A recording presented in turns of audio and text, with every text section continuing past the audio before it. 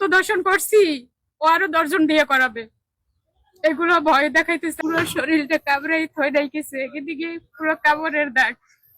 যাওয়ার আগে বলে গেছে যে এগুলো দেখাবি কেমনে, বউ এখনো বলতেছে যে ওগুলো দেখাইবো কেমনে।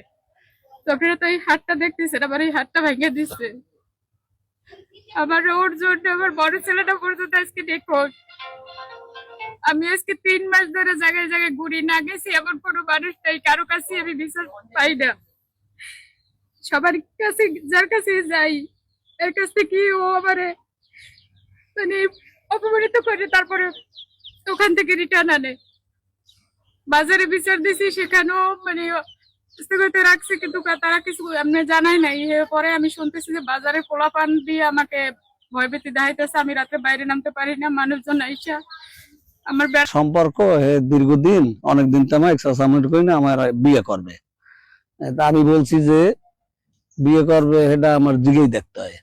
তা আমি জিজ্ঞাসাবাদ করছি বশিরের কাছে, বশির বলছে না আমার পক্ষে সম্ভব না, আমি বিয়ে করবো না। এরপর আমি প্রশ্ন করছি বিভিন্ন কায়দায় বশিরের, বশির কইছে না বিয়ে করা সম্ভবই হইবে না।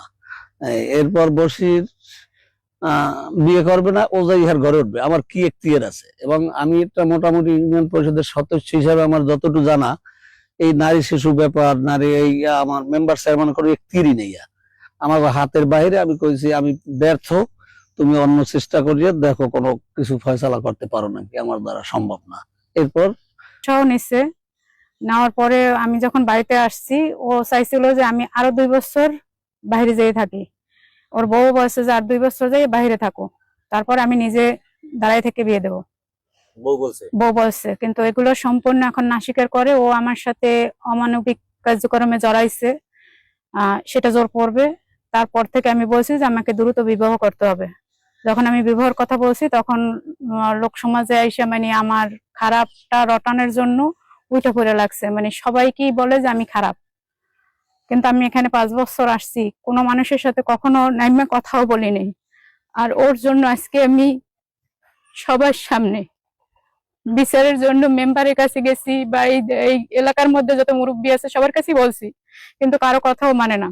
ও বলতেছে এখন নাকি আমাকে দেখতে ভালো লাগে না, এখন আর আমাকে পছন্দ না। ওর বউ বলতেছে এখন আমাকে চিনি না, আমার কাছে কখনোই যায় নাই, হয়তো অল্প দিন বদলা টদলা দিছে এই কারণে গেছে। কিন্তু 2 বছর ধরে তার সাথে আমি যোগাযোগ করছি। গত বছর এইখানে যখন এড়ি দিছে, তখন আমার কাছ থেকে টাকা আনে ওর ফুফাতো বোনের নাম্বারে।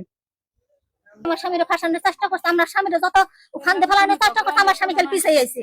আমার স্বামী পিছিয়ে আইছে, ও যে কয়বারই আটকাবার চাইছে, আমার স্বামী খালি পিছিয়ে আইছে। ওর কোনো রেকর্ড মেকর্ড কিচ্ছু নাই যে ও আমার স্বামী কোনো সময় কয় নাই আমি তোর বিয়ে করবো। আজকে 17টা বছর আমার স্বামী আমার সংসার করে। আমি গ্রামবাসী সমাজের কাছে জিজ্ঞাই দেন, আমার স্বামীর কোনো কুরেকর্ড নাই, আর আমারও কোনো রেকর্ড আছে না আছে, আপনি একটু জিজ্ঞিয়ে দেখতে পারেন গ্রামবাসীর কাছে। আচ্ছা, তো মূলত বিষয়টা হলো এই যে বশিরের সাথে যে তার সাথে যে সম্পর্ক, যে অভিযোগটা করছেন আপনার স্বামীর যে বিরুদ্ধে, আসলে মূলত বিষয়টা মূলত দেখছে ও আমার ঘরে আইসে গেছে, 2 জন মানুষ সুখে শান্তিতে রয়েছে, দেখছে এই ঘরে ঢুকালে একটা বাচ্চা হলেই আর রাজত্ব, বুঝছেন? এটাই হলো মেন বিষয়। ও যদি অল্প 3টা বিয়ের 22 বছরের পোলা আছে, 17 বছরের পোলা আছে, আর একটা এত পোলা আছে, হেয়া দেখে এই সংসারে দেখছে যে দেখেন আমার তখন আমার স্বামী নেই। আমার স্বামী কইছে যে তুই যদি মইরাও যাস তারপর আমার কোনো নেই, বাচ্চা আর খানি বিয়ে করবো, আমার যদি বাচ্চা কাচ্চা না হয়। আজকে 17টা বছর আমার পোলা ছেলে হয়েছিল, ছেলে মারা গেছে। হে ভিন্ন আমার স্বামী তোর নিয়ে আমি যে কদিন থেকে খাওয়া লাগে আমি তোর নিয়ে খাবো।